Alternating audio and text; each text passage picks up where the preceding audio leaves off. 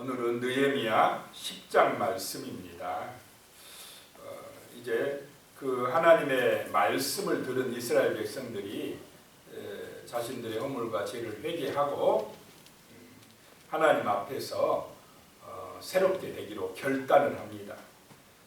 느헤미야 앞장 9장 38절에 보면 이런 말씀이 있습니다. 우리가 이 모든 일로 말미암아 이제 견고한 언약을 세워 기록하고 우리의 방백들과 레위 사람들과 제사장들이 다 임봉하나이다 하였느니라. 임봉했다 이 말은 도장 찍어가지고 이제 그 언약대로 실천하기로 결단했다라고 하는 것입니다. 도장 찍었다는 것입니다.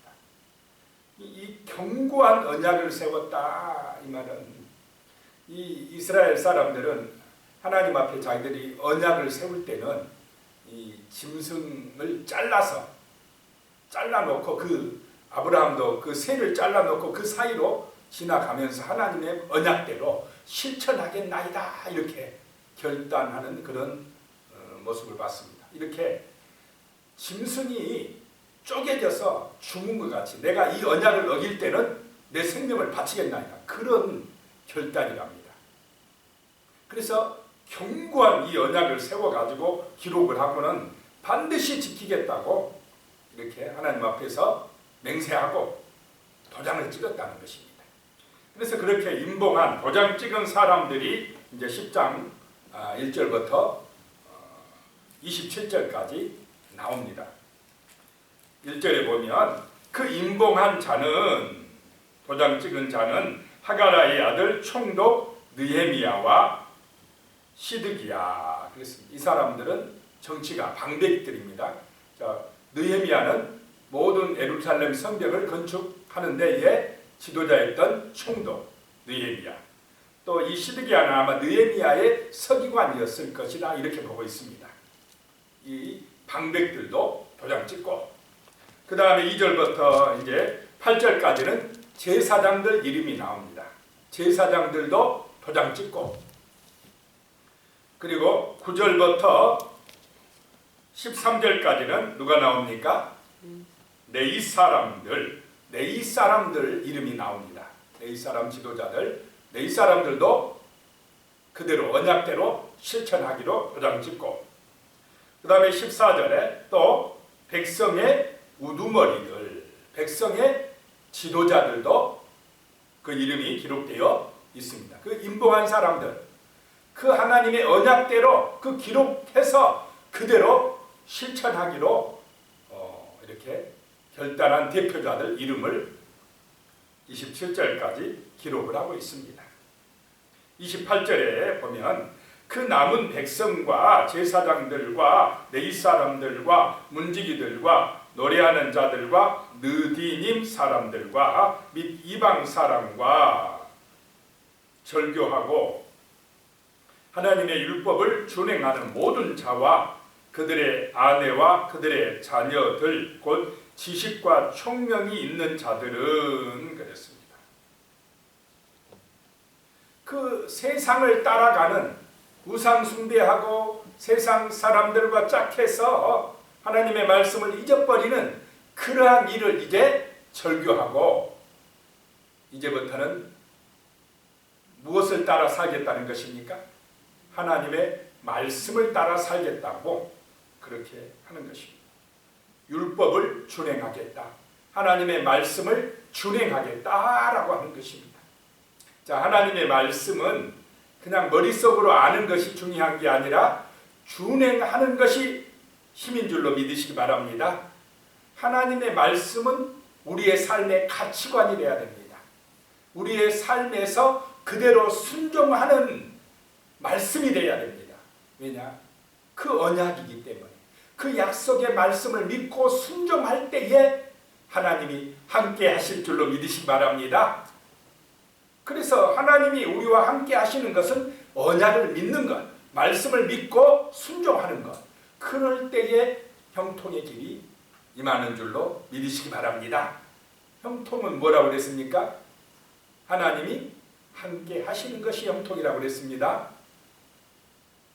세상 사람들이 말하는 형통은 돈 잘 벌고 뭐 부귀영화 누리고 이걸 형통이라고 성공이라고 보지만은 성경은 형통이 뭐냐? 말씀에 순종하는 것이 형통이다.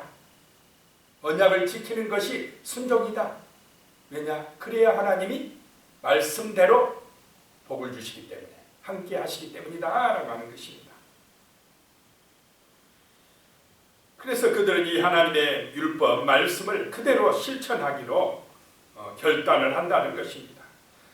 29절에요. 다 그들의 형제 귀족들을 따라 저주로 맹세하기를 우리가 이 언약대로 하지 아니하면 저주받을 것이다. 이 짐승이 쪼개져 가지고 잘라져서 이렇게 죽은 것 같이 그렇게 우리도 저주받을 것이다 라고 결단합니다.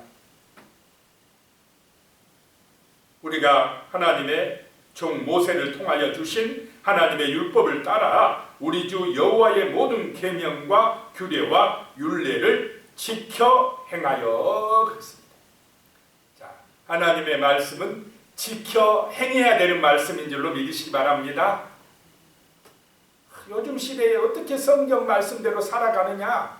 세상 사람들이 우리를 바보로 취급한다. 그렇게 살면 그래도 세상 사람들은 넓은 길로 간다 할지라도 우리는 성경 말씀을 따라 좁은 길로 가야 될 줄로 믿습니다. 세상은 탕류입니다. 홍수 때 떠내려가는 저 폭포로 떠내려가는 그 혼탁한 흙탕물입니다. 거기 같이 맞춰 떠내려가면 우리는 멸망당합니다. 힘들어도 어려워도 우리는 거슬러 올라가야 될 줄로 믿습니다. 거슬러 세상 물결을 거슬러 올라가야 됩니다. 사람들이 비난하고 조롱해도 그래도 우리는 노아처럼 방주를 지어야 될 줄로 믿습니다. 거슬러 올라가야 됩니다.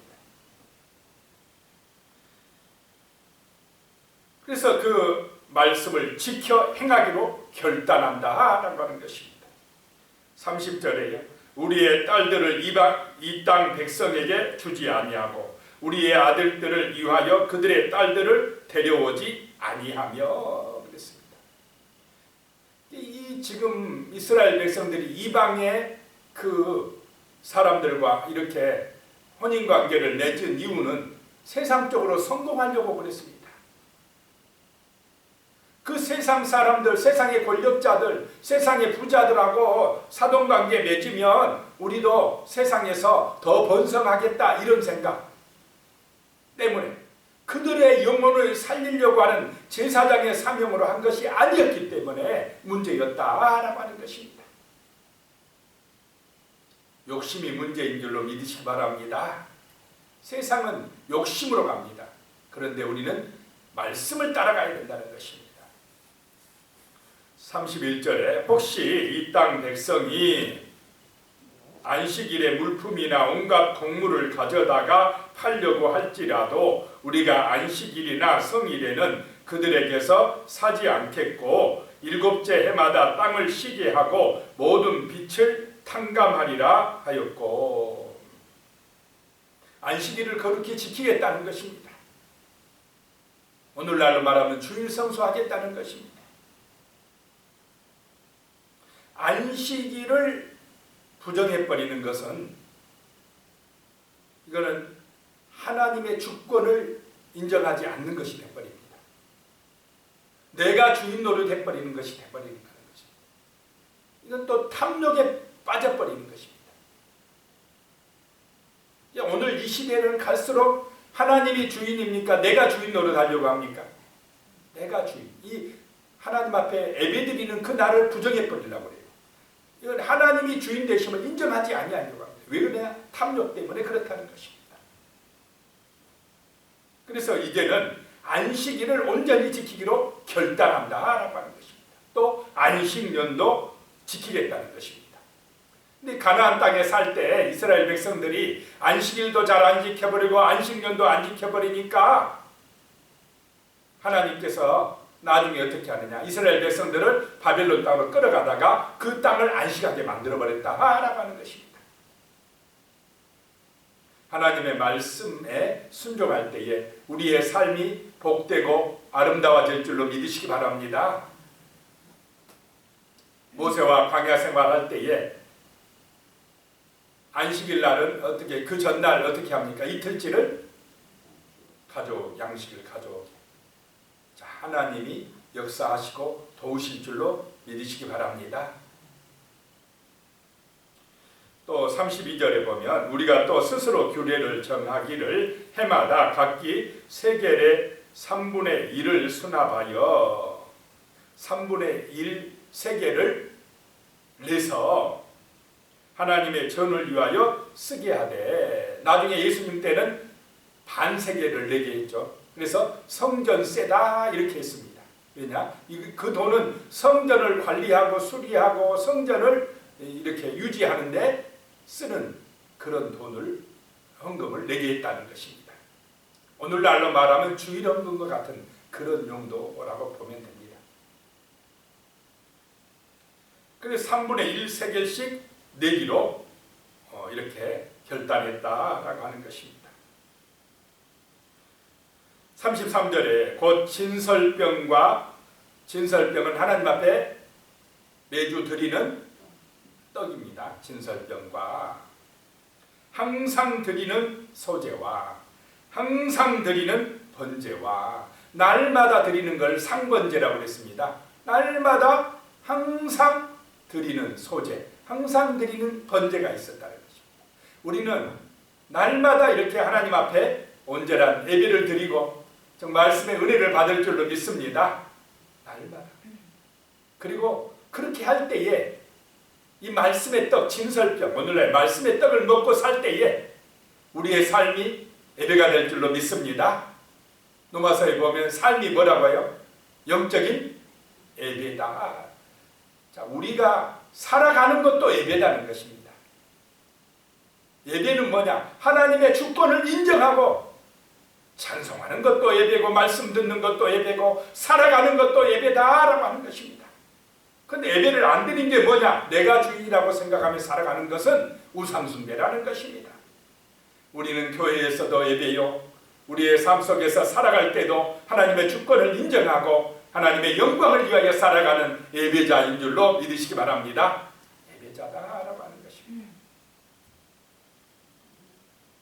안식일과 초하루와 정한 절기에 쓸 것과 성물과 이스라엘을 위하는 속죄제와 우리 하나님의 전의 모든 일을 위하여 쓰게 하였고, 그런 걸 들여서 하나님의 전에서 쓰게 하였고, 34절에 또 우리 제사장들과 레위 사람들과 백성들이 제비 뽑아 각기 종족대로 해마다, 제비 뽑아서 해마다 해야 될 일이 뭐냐?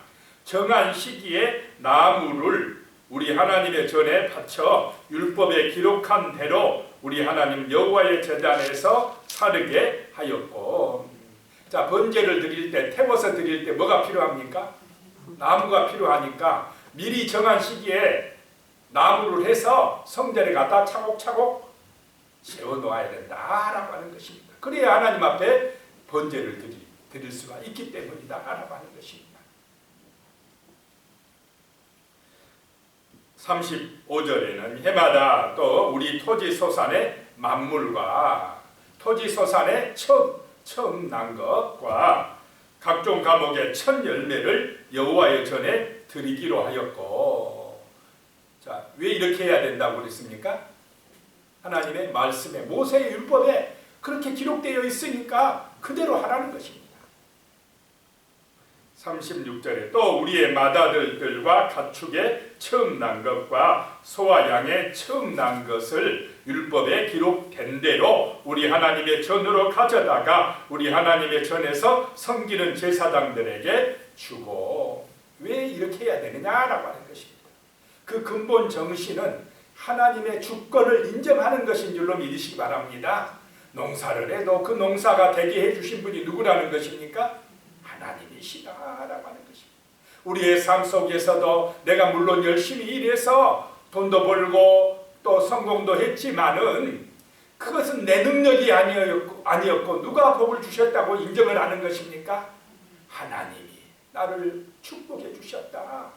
하나님이 내게 은혜와 사랑으로 지켜주시고 복을 주셨다는 것을 인정하는 믿음, 그 삶이 예배이기 때문에 하나님의 그 놀라운 은혜와 사랑에 감사해서 첫 것을 갖다 바친다. 그 중심이 중요한 줄로 믿으시기 바랍니다. 하나님의 주권을 인정했다는 것입니다. 그런데 이걸 잊어버리면, 안 내버리면 어떻게 된다? 내가 열심히 해서 내 것인데 이렇게 되고 내가 주인 노릇 돼버립니다. 이 말은 내가 우상되는 것입니다. 내 마음대로 탐욕에 빠져 들어가는 것. 이러면 하나님의 성전이 어떻게 되겠습니까? 하나님의 성전이 무너져 버립니다.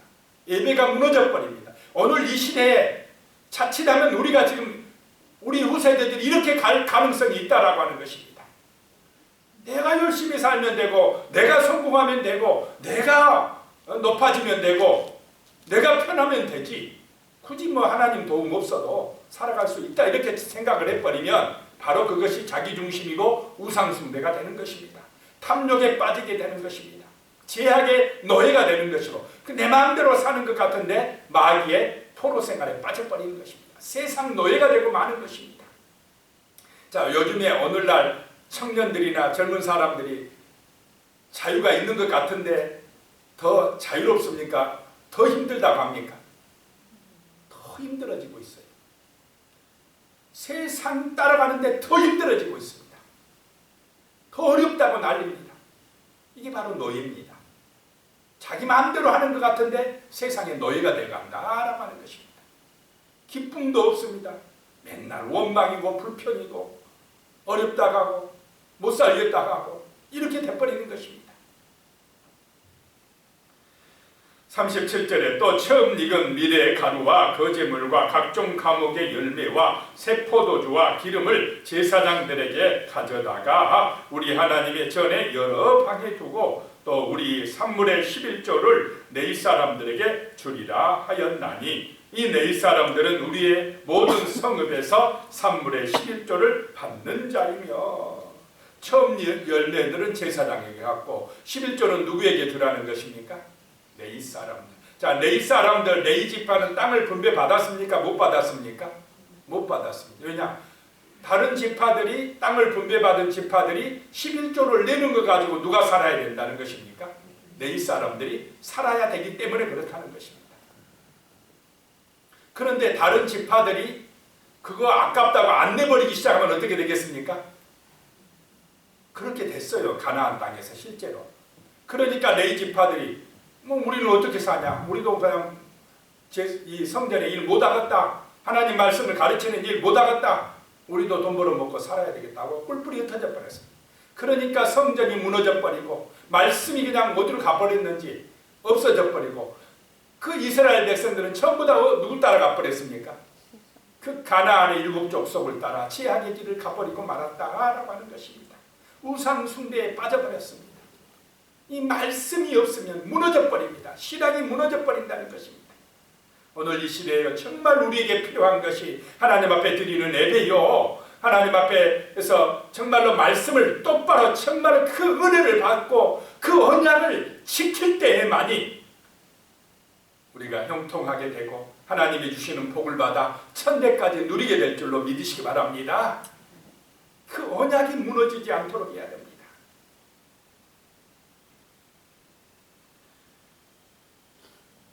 38절에요. 네 사람들이 11조를 받을 때에는 아론의 자손 제사장 한 사람이 함께 있을 것이요. 네 사람들은 그 11조의 10분의 1을 가져다가 우리 하나님의 전 곳간에 여러 방에 두되 네 사람들은 또 그 11조 받은 것 중에서 또 11조를 내서 그 하나님의 전에 가져다가 그 네 사람의 11조의 11조는 제사장들에게 이제 주라. 이렇게 말씀을 하신 것입니다. 39절에 곧 이스라엘 자손과 레위 자손이 거제로 드린 곡식과 새 포도주와 기름을 가져다가 성소에 그릇을 두는 골방 곧 섬기는 제사장들과 문지기들과 노래하는 자들이 있는 골방에 둘 것이라. 그리하여 우리가 우리 하나님의 전을 버려두지 아니하리라 라고 말씀합니다. 자, 하나님의 전은 어떻게 해야 된다고요? 잘 돌봐야 된다. 버려두면 안 된다 라고 하는 것입니다. 하나님의 전을 사랑하시기 바랍니다. 하나님이 임재하는 곳이기 때문에 하나님의 은혜가 임하는 곳이기 때문에 그렇다는 것입니다. 자, 눈에 보이는 우리 성전 건물도 정말로 귀하게 여기시고 사랑하시기 바랍니다. 또 보이지 않는 우리의 마음의 성전도 정말로 말씀으로 늘 은혜를 받게 하고 이 마음밭이 옥토가 되도록 늘 잘 관리하시기를 축복합니다. 보이는 성전이나 보이지 않는 성전이나 우리가 정말로 버려두지 말고 잘 가꾸고 관리해야만이 이 정말로 세상의 그 세파 혼탁한 세상의 그 물결에 휩쓸려가지 아니할 줄로 믿습니다. 기도드리겠습니다. 하나님 아버지, 하나님의 말씀 그 언약을 지키기로 결단하게 하여 주시옵소서. 날마다 말씀이 우리의 삶의 능력이 되게 하시며 영혼의 양식이 되게 하여 주시옵소서. 하나님의 말씀이 우리의 삶의 축복이 되게 하여 주시옵소서. 세상을 이기는 강력한 무기가 되게 하여 주시옵소서. 하나님 아버지, 세상이 유혹하고 시험하여서 정말로 탐욕에 빠지고 자기 우상에 빠지게 하는 이 시대에 하나님 아버지 힘들어도 어려워도 좁은 길을 가게 하여 주시옵소서.